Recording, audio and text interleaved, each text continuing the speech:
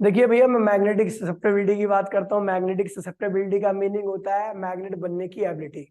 वो मटेरियल ज्यादा अच्छा मैग्नेट बनता है जिसकी मैग्नेटाइजिंग कैपेसिटी क्या होती है, ज्यादा होती है। यानी मैग्नेटिक ससेप्टेबिलिटी किसके डायरेक्टली होती है, आई के। जो ज्यादा मैग्नेटाइज होता है उसकी मैग्नेट बनने की एबिलिटी क्या होती है, ज्यादा होती है। यानी मैग्नेटिक ससेप्टेबिलिटी भी क्या होगी, ज्यादा होगी। और जिसको मैग्नेट बनाने के लिए आपको ज्यादा फील्ड अप्लाई करना पड़ रहा है तो इसका मतलब उसकी ससेप्टेबिलिटी क्या है, कम है, कम एबिलिटी वाला। तो इसका ये कर दिया, एच के इनवर्सली हो गया, दोनों को कंबाइन कर दिया इक्वेशन को। तो ये आपका ये आ गया। फिर उसके बाद प्रोपोर्शनलिटी साइन हटाने के लिए हमने क्या लगा दिया, के की वैल्यू क्या होती है 1, तो का इक्वल्स टू आई एच हो गया। आपको लिखना क्या है, magnetic susceptibility measure the ability of substance to take up magnetization when placed in a magnetic field. कह रहा भैया मैग्नेटिक ससेप्टेबिलिटी क्या है, एक तरह से उस मटेरियल की एबिलिटी है कि वो मैग्नेटिक फील्ड से कितना मैग्नेटाइजेशन, मतलब किस तरीके का मैग्नेट बनता है। समझ गया, आगे बढ़ते हैं। इसकी वैल्यू ये यूनिटलेस होता है। क्या होता है भैया, यूनिटलेस, क्योंकि ऊपर भी इंटेंसिटी है और नीचे भी क्या है, इंटेंसिटी। यूनिटलेस है और डायमेंशनलेस। क्या है, और डायमेंशनलेस, कोई दिक्कत नहीं। अब देखिए एक relation between magnetic permeability and magnetic, दूसरा टॉपिक है, ध्यान दीजिए, बड़ा अच्छा टॉपिक है। आपके आसपास नाला है, किसके घर के, मैं बताता हूँ किसके घर के पास नाला है। राउडी अक्कू के घर के पास नाला है। किसके घर के पास नाला है, छोड़ चलना देखना किसके घर के पास। चलो, तो नाले की भीनी भीनी बदबू आपके घर में आती रहती है, ठीक है। तो अगर मान लीजिए कि वैसे भीनी भीनी बदबू का मीनिंग हो गया मैग्नेटाइजिंग फील्ड। क्या हो गया भैया, वो फील्ड बह के आ रही है, आपकी नाकों से स्पर्श कर रही है और आपको महक आ रही है। अभी क्या होता है कि मान लीजिए किसी दिन ये बेचारी जा रही है और ये नाले में ही गिर पड़े, तो वो बदबू इसके शरीर में एकदम क्या होगी, ढक लेगी। और फिर जब ये घर में आएगी तो बदबू इसके घर में क्या होगी, बढ़ेगी घटेगी। अब कैसे, एक तो बाहर से भीनी भीनी बदबू आ रही है, दूसरा ये आके ले आएगी। अब जो बाहर से भीनी भीनी बदबू है, that is the magnetizing field. क्या है वो, और जो ये खुद लेके आई है इसका मैग्नेटाइजेशन हो गया है। क्या हो गया, ये खुद बदबू बन चुकी है इस वक्त, ठीक है। तो घर में टोटल बदबू बराबर में क्या होगा, बाहर से आने वाली बदबू प्लस इसकी बॉडी से आने वाली बदबू, ठीक है। वही कह रहा हूं भैया, ठीक है। तो अब ये रिलेशन ध्यान रखना, total field in a magnetized region, magnetized medium, किसी मैग्नेटाइज मीडियम जो कि मतलब मैग्नेट बन चुका है, उस मीडियम में कुल कितनी फील्ड होगी, तो एक तो बाहर से आने वाली फील्ड और एक क्या भैया, उस मीडियम के मैग्नेटाइजेशन की वजह से जो फील्ड आई है ना। ये बी क्या है, टोटल फील्ड है। बी नॉट क्या है, बाहर से आने वाली वस्तु, और बी एम क्या है, जो इसे मैग्नेटाइज हो गया इसे, ठीक है। समझ गया। तो बी इक्वल्स टू में क्या होगा, बी नॉट को हम क्या लिखे, म्यू नॉट एन आई, याद है, बी नॉट तो म्यू नॉट एन आई होता है ना, सोलिनॉइड की फील्ड। और ये क्या था, बी एम क्या था, फील्ड ड्यू टू मैग्नेटाइजेशन। मैंने आपको बताया था, इसको हम लिख सकते हैं mu not an I am. I am क्या है, करंट ड्यू टू, आई इसे कैपिटल मत लिखो, स्मॉल लिखना, स्मॉल आई एम लिखते हैं, हाँ याद है आपको, current due to, current due to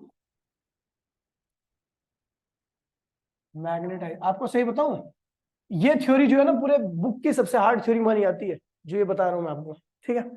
current due to magnetisation, तो ये हो जाएगा आपका बी इक्वल्स में क्या होगा, म्यू नॉट, और mu naught, sorry mu naught common मतलब, ठीक है। इसको क्या लिख दो, एच, क्या लिख दो, आपको पता है, याद है ना, हेयर एच क्या होगा, एन आई के बराबर होगा, और आई क्या होगा, एन आई एम के बराबर होगा। ये ध्यान रखना भैया, एच क्या है, मैग्नेटाइजिंग फील्ड इंटेंसिटी, और आई क्या है, इंटेंसिटी ऑफ मैग्नेटाइजेशन, चुंबक बनने के बाद, है ना, याद है आपको, समझा। तो बी इक्वल्स में क्या होगा, बी नॉट एन आई की जगह पे क्या आएगा, एच, और ये क्या होगा, म्यू नॉट, इसकी जगह पे क्या आएगा, आई, क्या हो जाएगा, आई। तो भैया आपको पता है, ये भी we also know, we also know, chi क्या होता है, आई अपॉन में एच होता है। तो आई की वैल्यू क्या होगी, काई एच, काई एच हो जाएगी ना आई की वैल्यू। सो बी इक्वल्स में क्या होगा, mu naught H plus mu naught काई एच, ठीक है भैया।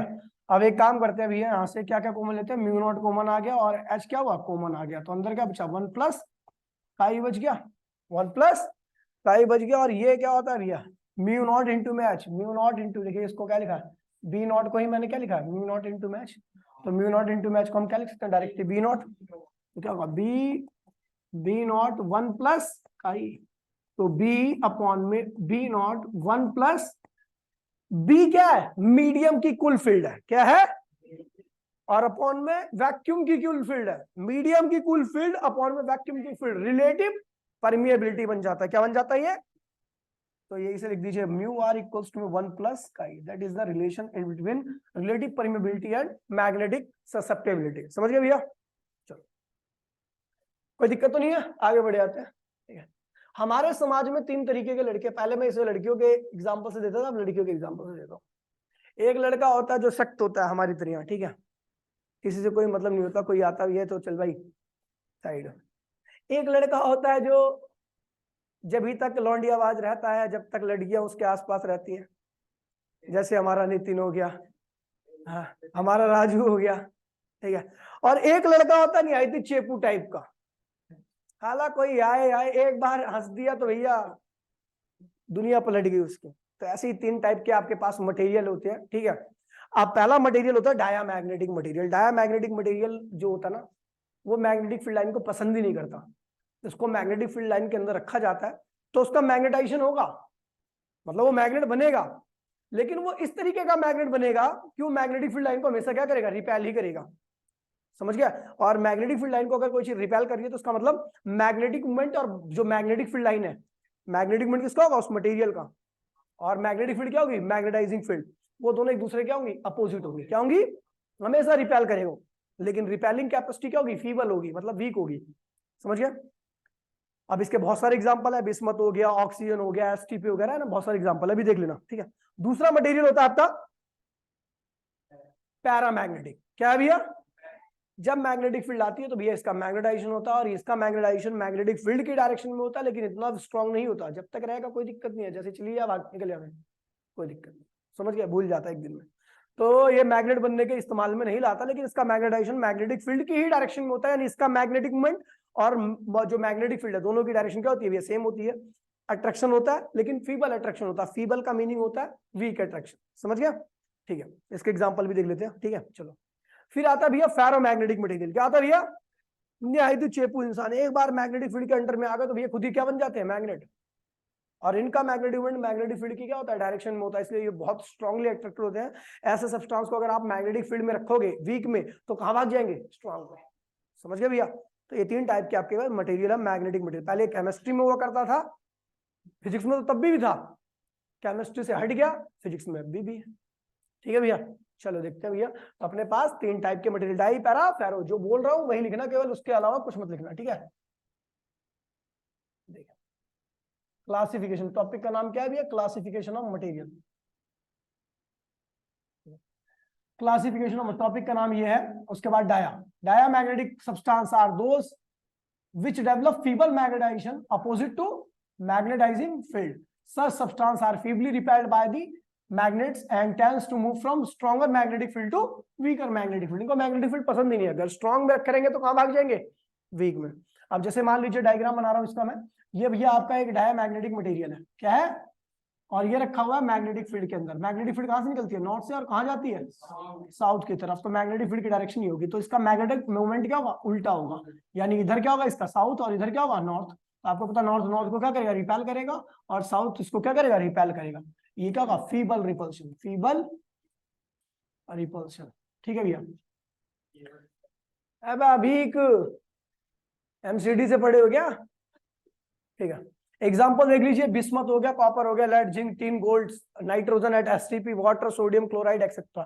ठीक है, चलो उसके बाद बात करते हैं भैया पैरामैग्नेटिक मटेरियल सब्सटेंस की। ठीक है भैया, पैरामैग्नेटिक वो होते हैं भैया जो substance are those which develop feeble magnetization, feeble इनका वीक ही मैग्नेटाइजेशन होता है, ठीक है, in the direction of magnetizing field, magnetizing field की डायरेक्शन में इसका मैग्नेटिक मूवमेंट होता है। ठीक है भैया, सब substance are feebly attracted by the magnets, ये मैग्नेट्स के द्वारा फीबली अट्रैक्ट होते हैं। ठीक है भैया, और tends to move from weaker to stronger part of the field. आप देखिए भैया, ये है भैया मैग्नेटिक फील्ड। मैग्नेटिक फील्ड कहाँ से निकलती है? नॉर्थ से। कहाँ जाती है? साउथ की तरफ। ठीक है भैया, मैग्नेटिक फील्ड। और इनका मैग्नेटिक मोमेंट में क्या होगा? मैग्नेटिक फील्ड की डायरेक्शन में, मतलब यहाँ पर इसका साउथ होगा, इधर क्या होगा? नॉर्थ। तो ये इसको खींचा जाएगा और ये इसको खींचेगा। Feeble attraction. समझ गए? और उसके बाद इसके एग्जांपल है manganese, aluminium, chromium, platinum, sodium, copper chloride, oxygen STP, standard temperature पे, मतलब रूम टेम्परेचर की बात कर रहा है ऑक्सीजन। ऑक्सीजन रूम टेम्परेचर पर पैरामैग्नेटिक की तरह बिहेव करता है। उसके बाद आता है फेरो। फेरो क्या है भैया? तो कतई खतरनाक सब्सटेंस है ये। क्या है? Ferromagnetic substance are those which develop the strong magnetization in the direction of magnetizing field. Magnetizing field की डायरेक्शन में इनका बहुत स्ट्रांग मैग्नेटाइजेशन होता है। They are strongly attracted by the magnets and tends to move from weaker magnetic field to stronger magnetic field. Example में iron, cobalt, निकल, gadolinium और alnico नाम का एक अलॉय होता है, वो भी इसका एग्जांपल है, ध्यान रखना। ठीक है, ये भैया फेरो।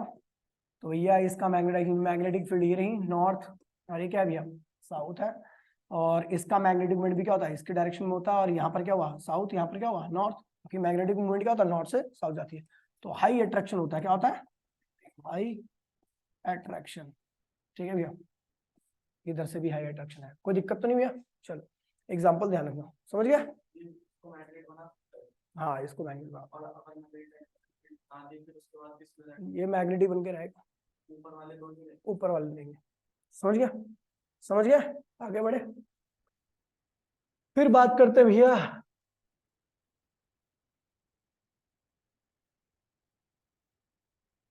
देखिए ओरिजिन ऑफ पैरामैग्नेटिज्म। ठीक है, डाया का नहीं बता रहा मैं, क्योंकि डाया जो है ना थोड़ा सा आपके लिए कॉम्प्लेक्स हो जाएगा और इसका यूज नहीं, आउट ऑफ सिलेबस टॉपिक ये वाला जो है ना ओरिजिन। तो ओरिजिन आपको पता होना चाहिए। मैंने आपको बताया था किस वजह से आता है इनके अंदर पैरामैग्नेटिज्म। ठीक है, तो ये बड़ी सिंपल सी बात है।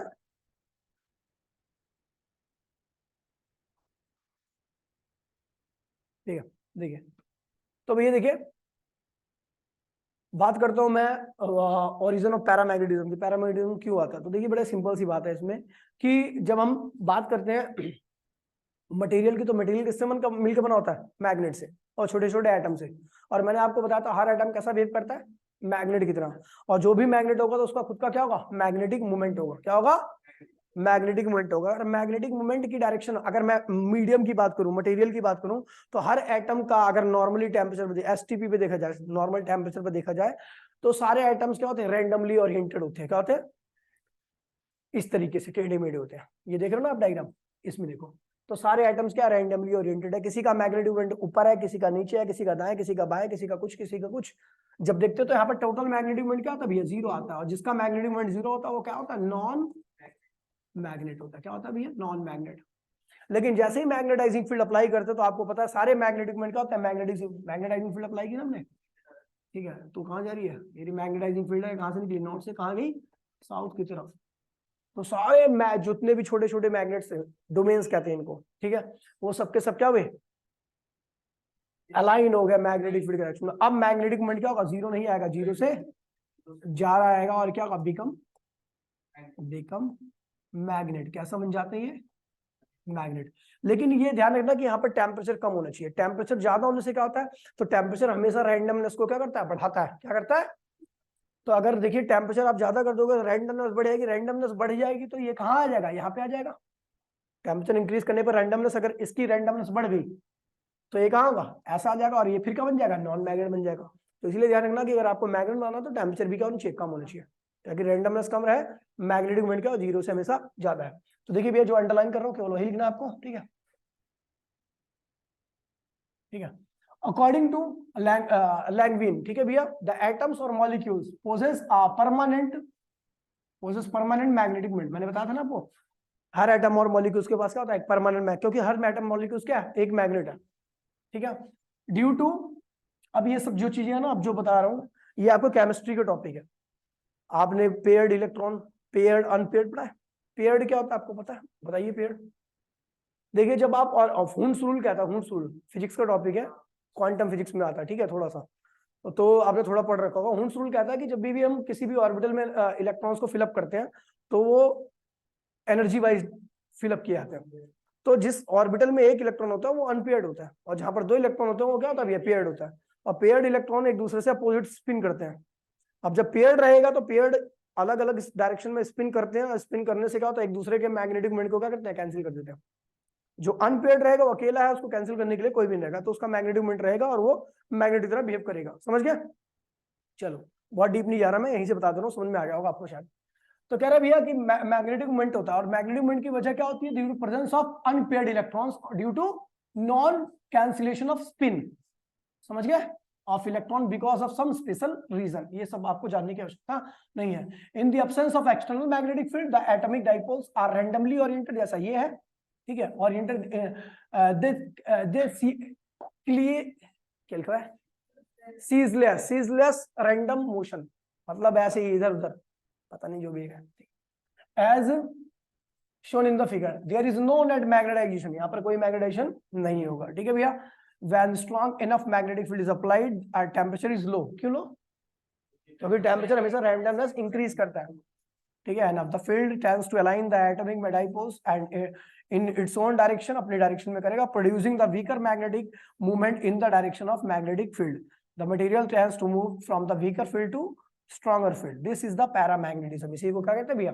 पैरामैग्नेटिज्म। पूरा आपको पूरा ही करना है। ठीक है? अब जो बताया वही लिखा हुआ है, नहीं तो मत लिखो, अगर आपको याद है तो कोई दिक्कत नहीं। नहीं नहीं नहीं, बिल्कुल नहीं। आप अपने हिसाब से क्यों कर रहे हो बेटा? घुसंडी दूंगा बेटा आपके मुंह पे अभी खींच के, जबड़ा ही तोड़ दूंगा मुक्के में। ठीक है भैया? देखिए अब फिर आता क्यूरी लॉ। क्या आता भैया? Curie law. क्यूरी हर जगह पे अपनी, क्यूरी एक मात्र ऐसी साइंटिस्ट थी जिनको दो नोबेल, एक ही व्यक्ति को दो नोबेल प्राइज मिला, और क्यूरी के फैमिली में 5 नोबेल प्राइज थे। पति को भी नोबेल प्राइज, खुद को 2 नोबेल प्राइज, बेटी को नोबेल प्राइज, दामाद को नोबेल प्राइज। एक ही फैमिली में 5 नोबेल प्राइज थे उनके। हाँ, वो भी ज्यादा गैप नहीं था, और उसके बाद कोई नोबेल प्राइज नहीं गया, क्योंकि उसके बाद उनकी पीढ़ी में कोई पैदा ही नहीं हुआ, क्योंकि उनके वो रेडियो एक्टिविटी की वजह से फिर सारे खत्म ही हो गया उनका सिस्टम ही। और जितने भी थे सबने रेडियो एक्टिव सब्सटेंस ही खोजे थे, सबने। समझ गए भाई? आगे बढ़े। अब आता भी है क्या, चलो क्यूरी लॉ भी पढ़ा देता हूँ, फिर समझ आता। क्यूरी लॉ क्या कहता है भैया? Curie law, Curie law, Curie जो थी बड़ी प्यारी बच्ची थी। ठीक है? अब इन्होंने बताया था भैया कि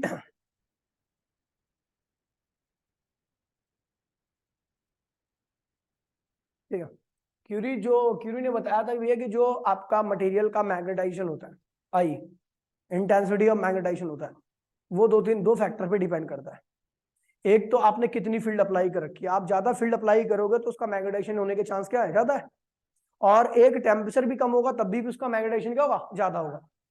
यानी एच के क्या होता है, मैग्नेटाइजेशन डायरेक्टली होता है, मैग्नेटाइजिंग फील्ड के डायरेक्टली होता है, और टेम्परेचर के क्या होता है, मैग्नेटाइजेशन इनवर्सली होता है। तो according to Curie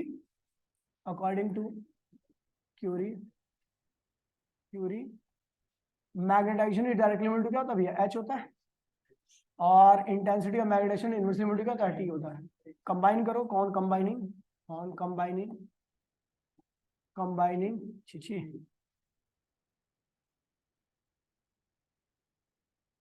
combining first and second, तो आपको क्या होगा, I is directly equal to क्या होगा, एच अपॉन में टी। तो एच आई सॉरी क्या होगा, आई इज इक्वल टू में सी एच टी हो जाएगा। सी क्या है, क्यूरी कांस्टेंट। सी क्या है,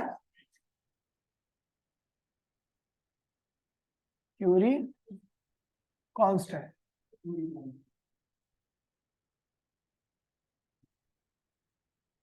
एच क्या है भी आपका, क्यूरी, और सी क्या है, क्यूरी कांस्टेंट। ठीक है? अब ये क्या हुआ, आई इस एच को इसके नीचे ले आओ, तो क्या हुआ, सी अपॉन में क्या हुआ, टी। और आपको बताया था आई अपॉन में एच क्या होता है, काई होता है। क्या होता है, काई होता है, याद है? अरे क्या हुआ, सी अपॉन में क्या हो गया, टी हो गया। तो आप देख रहे हो काई इज इनवर्सली इक्वल टू क्या आ रहा है भैया, टी आ रहा है। क्या आ रहा है, यानी आप जितना ज्यादा तापमान करोगे उसके मैग्नेट बनने की क्षमता क्या होगी, उतनी ही कम होती जाएगी। ठीक है? अरे यार नहीं नहीं नहीं, अभी तो खत्म हो जाएगा सारा कुछ। ठीक है?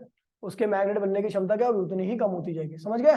तापमान, इसलिए तापमान आपको हमेशा कम करना है मैग्नेट बनाने के लिए। रीजन क्या भैया, वही रैंडमनेस इंक्रीज होती है, रैंडमनेस इंक्रीज मैग्नेटिक मोमेंट क्या होता है, कम हो जाता है उसकी वजह से। ठीक है? अब एक ग्राफ बनता है, ये ग्राफ दिख रहा है ना आपको? तो आप ये देखिए, आप जब एक मटेरियल, मक्खी बैठी है क्या, देखना कहीं पे, मक्खी या मच्छर कहीं पे है वो,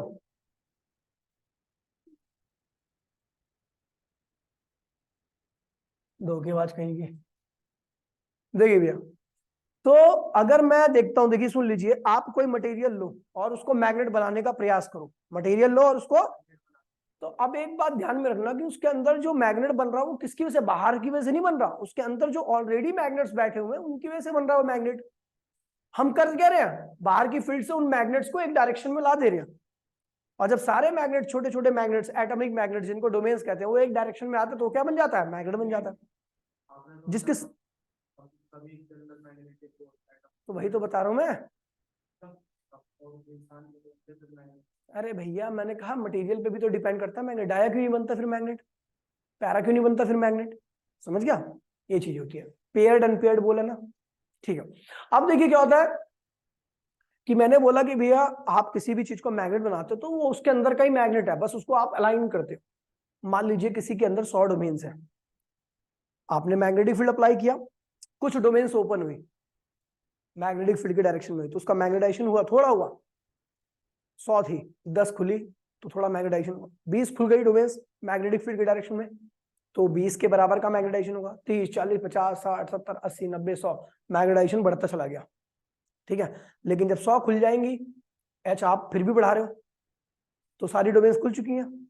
अब सारी डोमेन्स खुल चुकी हैं तो अब 100 के अलावा भी क्या उसके अंदर डोमेन्स थी, नहीं है। अब फर्दर डोमेन्स सीधी होने लायक है ही नहीं, है ही नहीं अब सीधी, तो आप कितना भी एच बढ़ा लोगे अब आपका आई नहीं बढ़ेगा, इसे कहते हैं सैचुरेशन पॉइंट।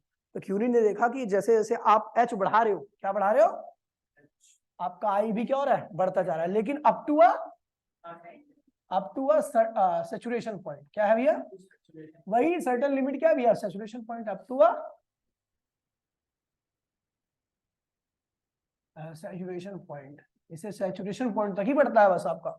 तो भैया जब हमने ग्राफ खींचा, क्या भैया, आई और एच के बीच का, तो एच बढ़ाओ तो ऐसे का था, ये नॉन लीनियर ग्राफ होता है, स्ट्रेट लाइन नहीं बना, आपको रीजन है इसका। देखिए यहाँ पर आपको डायरेक्टली बोल रखा है H is directly equal to I, तो मतलब एच और आई का अगर ग्राफ बनाओगे तो स्ट्रेट लाइन जाना चाहिए, इसका मीनिंग ये है। लेकिन ये स्ट्रेट लाइन ग्राफ नहीं खींचा जाता, इसका रीजन है क्योंकि भैया आपको बता दूं कि H is directly proportional to I का मतलब होता है कि दोनों एक ही प्रोपोर्शनलिटी में बढ़ रहे हैं, जो प्रोपोर्शनलिटी में एक ही बढ़ते हैं वो कैसे आते हैं, स्ट्रेट लाइन।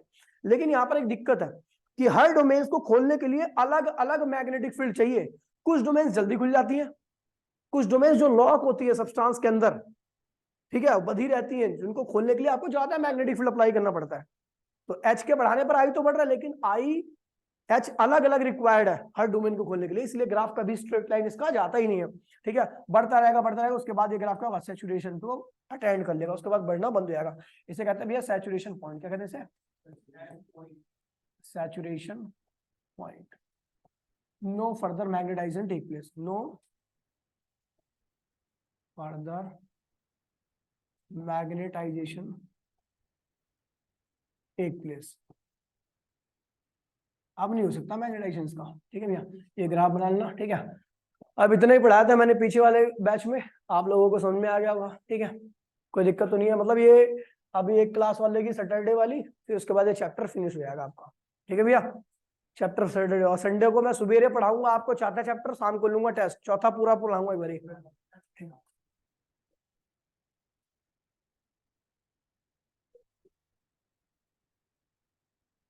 पेपर दिया ना इसको मैंने।